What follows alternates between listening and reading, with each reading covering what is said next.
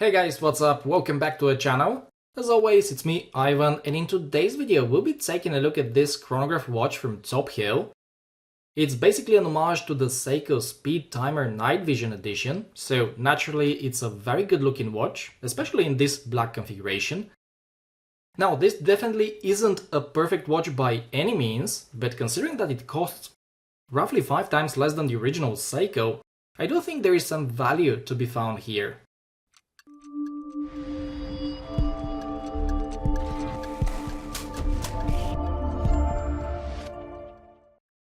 Before we start, I just want to let you know that the AliExpress summer sale has just begun, and if you decide to buy this watch, or pretty much anything else, there are some discount codes that should help bring the price down to around $115, which in my opinion is actually a pretty good deal.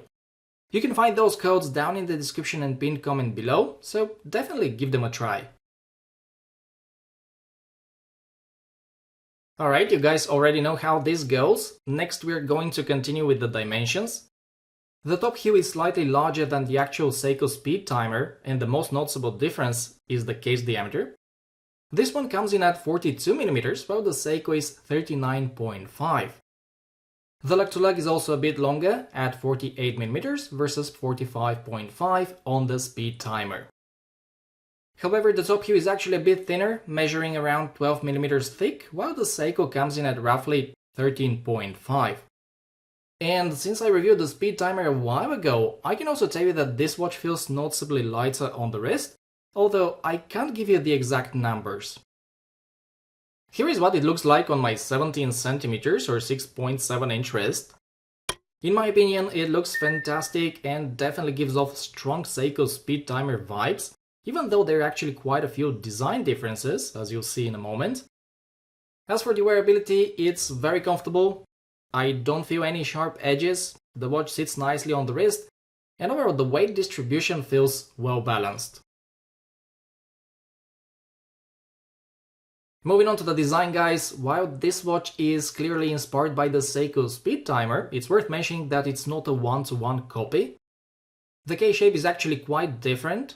It's rounder, the lugs are thinner, and the overall look is a bit softer compared to the Seiko. Another obvious difference is the chronograph pushers, which, by the way, are not screwed down. And finally, the sapphire crystal is flat rather than domed, like the one found on the Speedtimer. Now, when it comes to the overall build quality and finishing, the top heel is actually pretty good. It doesn't feel quite as solid or refined in the hand as the Seiko, but it still feels well made for the money. As I mentioned in another video, my biggest complaint is the water resistance.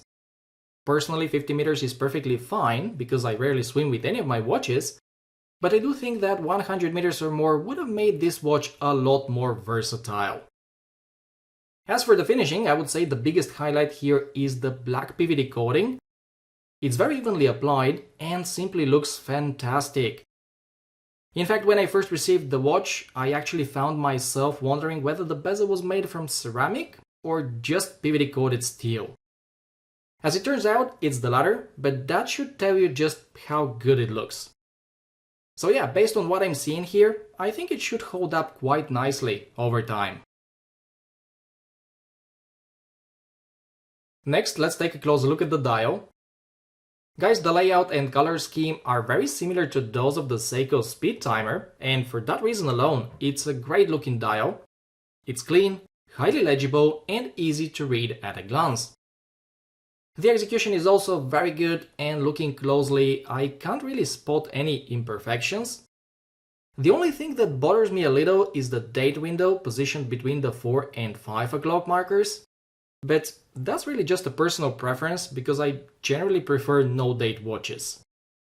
So overall, I would say the dial is surprisingly nice, especially considering the price point, and compared to the Seiko Speedtimer, the only area where I suspect it falls short is the lume. The initial glow on the top heel is actually very strong and quite impressive, but the indices start to fade relatively quickly. That said, the hands hold their brightness for much longer, so the watch remains perfectly usable in low light conditions for a good amount of time. Alright guys, last but not least, we need to talk about the movement.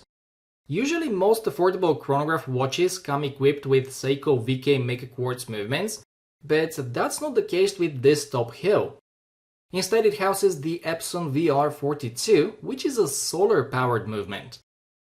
Now, I'm not familiar with this caliber, but I do find it quite interesting. One thing that immediately stood out to me is that the central seconds hand is actually the regular running seconds hand and doesn't play any role in the chronograph operation. So when you're using the chronograph, you only need to look at the sub-dial at 6 o'clock, which records the elapsed seconds, while the sub-dial at 9 o'clock keeps track of the minutes. Operating the chronograph is very straightforward. You start it by pressing the upper pusher, and then the lower pusher is used to stop and reset it. The buttons are very easy to press. They don't have any tactile feedback, but at the same time they are not so light that you activate them accidentally, so I really have no complaints there. Finally, something else that I find quite useful is the power reserve indicator.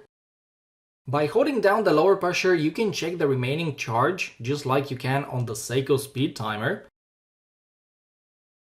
And speaking of power reserve, a full charge should keep the watch running for around 5 months, depending on how often you use the chronograph function.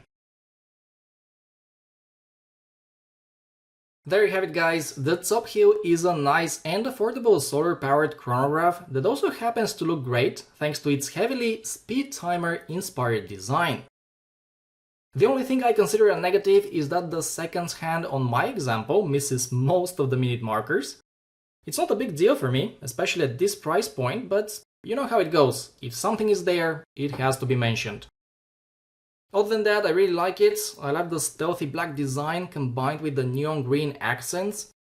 And the solar-powered movement is a nice change from the usual VK megaquartz calibers that we see in so many affordable chronographs. So if you like the Speedtimer design, but don't want to spend $700 on the real thing, this is definitely a watch that may be worth checking out. That's all for today, guys. Thank you so much for watching. If you enjoyed the video, make sure to give it a like and subscribe to the channel for more watch-related content coming very soon. And as always, let me know down in the comments what you think about this Top Hill chronograph. Is it a watch that you would consider buying, or would you rather save up for the Seiko Speedtimer? Take care, guys, and I'll catch you in the next one.